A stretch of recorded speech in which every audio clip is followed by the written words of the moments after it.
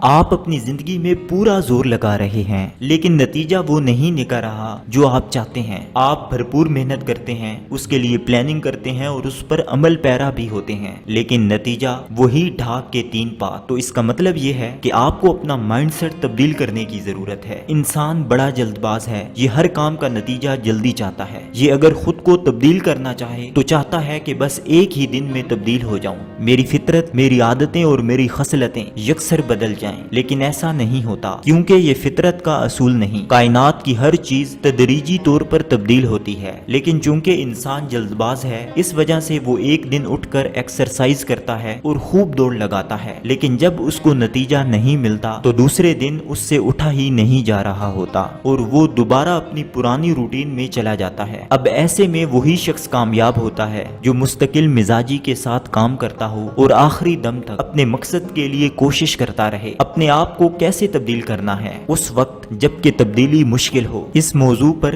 چپ ہیٹ اور ڈین ہیٹ نامی 2 بھائیوں نے ایک بہترین کتاب لکھی ہے جس کا نام ہے سوئچ۔ نیو یارک ٹائم کی رپورٹ کے مطابق یہ ایک بیسٹ سیلر کتاب ہے۔ اس کتاب میں مصنفین بتاتے ہیں کہ ہر انسان کے پاس 2 طرح کے دماغ ہیں، ایک جذباتی اور دوسرا عقلی۔ جذباتی دماغ ہمیشہ درد اور لطف کے اصول پر چلتا ہے، جبکہ عقلی دماغ سوچنے، تجزیہ کرنے اور منصوبہ بندی کے اصول پر چلتا ہے۔ یہاں مصنفین جذباتی دماغ کو ہاتھی کے ساتھ تشبیہ دیتے ہیں، جبکہ عقلی دماغ کو اس کے مہاوت کے ساتھ۔ ہاتھی ایک مضبوط جانور ہے، وہ انرجی سے بھرپور ہے، وہ اگر ایک جگہ قدم بھی رکھے تو وہاں گڑا پڑ جاتا ہے، لیکن اس کا مسئلہ یہ ہے کہ اس کے پاس کوئی ڈائریکشن نہیں ہوتی، یہ جہاں دل کرتا ہے منہ اٹھا کر چلا جاتا ہے، جبکہ اس کے اوپر بیٹھا مہاوت سمجھ بوجھ سے بھرپور ہے، وہ پوری منصوبہ بندی کے ساتھ چلتا ہے اور ہاتھی کو بے مقصد چیزوں سے بچاتا ہے، لیکن مسئلہ اس وقت گھمبیر صورت اختیار کر جاتا ہے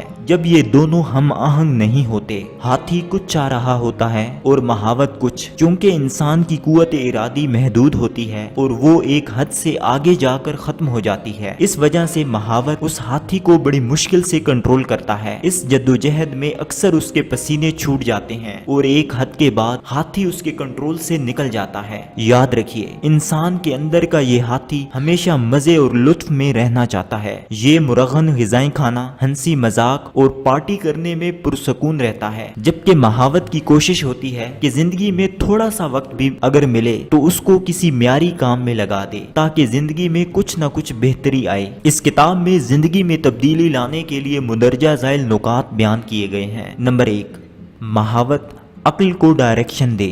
جب انسان کے پاس اپنی زندگی کا مقصد نہ ہو اور چیزوں کی کلیئرٹی نہ ہو تو پھر اس کی زندگی میں تبدیلی نہیں آ سکتی۔ اس کا ایک اور نقصان یہ بھی ہوتا ہے کہ اس صورت میں مہاوت جو ہاتھی کو چلانے والا ہوتا ہے وہ مددگار کے بجائے متصادم بن جاتا ہے اور پھر فائدہ کی جگہ نقصان ہوتا ہے۔ تو پھر کیا کرنا چاہیے؟ مصنفین بتاتے ہیں کہ ایسی صورت میں آپ کی زندگی میں جو بھی کام ہو رہے ہوتے ہیں ان کی بڑھوتری کو دیکھیں۔ مثال کے طور پر اگر کوئی انگریزی سیکھنا چاہتا ہے تو وہ روزمرہ کے اعتبار سے اپنے میں ہونے والی بہتری کو دیکھے، نہ کہ آئندہ آنے والی مشکلات، کیونکہ وہ جب بھی اپنی بہتری کو دیکھے گا تو اس کا حوصلہ مزید بڑھے گا اور زیادہ لگن سے کام کر سکے گا، جبکہ آنے والے خطرات انسان کے اندر رہا سہا حوصلہ بھی ختم کر دیتے ہیں اور اس وجہ سے اس کی ترقی رک جاتی ہے۔ دوسری چیز، اہم کاموں کو تحریری صورت دینا ہے۔ جب بھی انسان اپنی حاصل کرنے والی چیزوں کو لکھ لیتا ہے تو ان چیزوں کا اس کی زندگی میں واقع ہونا آسان ہو جاتا ہے۔ تیسری چیز، اپنی منزل کا تعین ہے۔ میں نے کہاں جانا ہے، کیوں جانا ہے اور کب تک وہاں پہنچنا ہے، ان سب چیزوں کو واضح کرنا بے حد ضروری ہے۔ مثال کے طور پر کسی نے اپنا وزن کم کرنا ہے اور وہ اس بات کا بھی تعین کر لے کہ میں نے کتنے ٹائم میں اپنا یہ ہدف حاصل کرنا ہے۔ نمبر 2،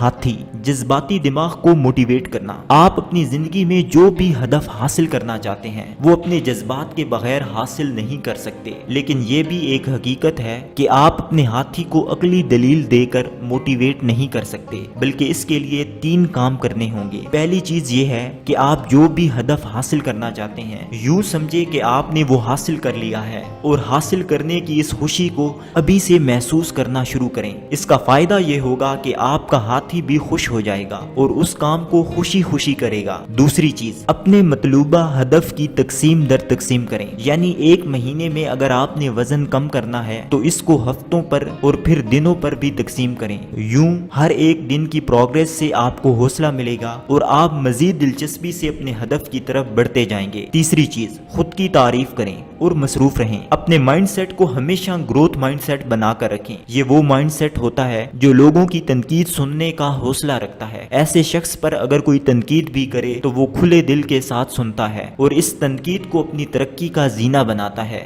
گروتھ مائنڈ سیٹ والا انسان رسک لیتا ہے، نئی نئی چیزوں پر تجربہ کرتا ہے کیونکہ وہ خود کو ترقی دینا چاہتا ہے۔ ایسا شخص لوگوں کے فیڈ بیک کو بھی ضروری سمجھتا ہے اور اس پر ان کا شکر گزار ہوتا ہے، جبکہ اس کے برعکس فکسڈ مائنڈ سیٹ والا بندہ کبھی بھی رسک نہیں لیتا۔ وہ لوگوں کی تنقید کو طنز سمجھ کر غصے میں آ جاتا ہے اور اس وجہ سے وہ اپنی زندگی میں ترقی نہیں کر پاتا۔ نمبر 3، اپنے طریقہ کار کو مزید نکھاریں۔